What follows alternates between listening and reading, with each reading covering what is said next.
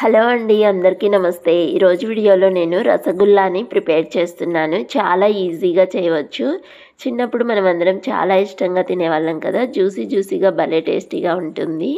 First అయితే దీనికోసం నేను ఒక గిన్నెలోకి ఒక కప్పు మైదా పిండిని, ఒక స్పూన్ కార్న్ ఫ్లోర్‌ని, ఒక చిటికెడు సాల్ట్‌ని, అలాగే అర టీ స్పూను బేకింగ్ పౌడర్‌ని తీసుకున్నాను. ఇంకా దీనిలోకి కొద్దిగా ఫుడ్ కలర్‌ని కూడా యాడ్ చేసుకొని, అరచెక్క నిమ్మరసాన్ని అయితే యాడ్ చేస్తున్నాను. మనం బేకింగ్ పౌడర్ బదులు వంట సోడాను కూడా అయితే యాడ్ చేసుకోవచ్చు.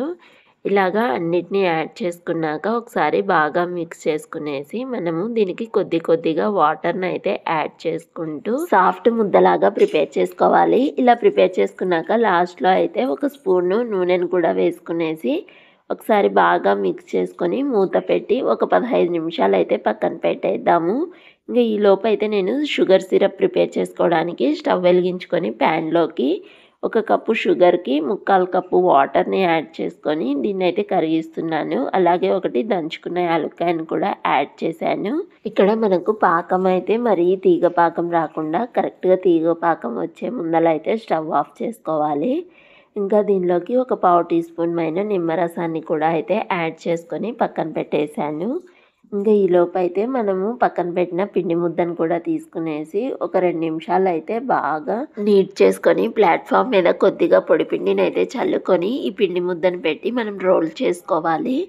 అయితే ఇక్కడ మరీ పలుచగా కాకుండా అయితే కొంచెం మందంగా ప్రిపేర్ చేసుకొని ఇక్కడ బాటిల్ క్యాప్ తోటైతే నేను సర్కిల్ షేప్‌లో ఘాట్లయితే పెట్టుకుంటున్నాను. ఇలాగే పిండి మొత్తాన్ని అయితే పెట్టేసుకునేసి దీన్ని ఒక్కొక్క దాన్ని విడివిడిగా తీయొచ్చు. లేకపోతే మనము ఇలాగ పిండిని లాగేసినా కూడా అయితే ఈ బాల్స్ అన్నీ అయితే వచ్చేస్తాయి. ఇలాగ ఈ సర్కిల్ షేప్‌లో ఉన్న వీటన్నిటిని అయితే ప్లేట్‌లోకి తీసుకునేసి పిండిని కూడా రోల్ చేసుకొని ఇలానే అయితే అన్ని సర్కిల్ షేప్‌లో కట్ చేసుకొని ప్లేట్‌లోకి తీసుకోవాలి. ఆ తర్వాత వేడిగా ఉన్న ఆయిల్‌లోకి అయితే వీటిని విడివిడిగా డ్రాప్ చేసుకునేసి మంటను మీడియం ఫ్లేమ్‌లో పెట్టుకుని క్రిస్పీగా అయ్యేంత వరకు అయితే ఫ్రై చేసుకుందాము. అలా ఫ్రై అయిన తర్వాత ఇవి వేడిగా ఉన్నప్పుడే గోరువెచ్చగా ఉన్నటువంటి షుగర్ పాకంలో వేసుకునేసి షుగర్ పాకంలో ఒక 5-6 మినిట్స్ అయితే ఉంచుకుందాము. తర్వాత వీటిని ప్లేట్లోకి సర్వ్ అవుట్ చేసుకోవడమే. జ్యూసీగా భలే టేస్టీగా అయితే ఉంటాయి. మరి ఈ వీడియో మీ అందరికీ నచ్చిందా? నచ్చితే please like, share and subscribe. Bye bye.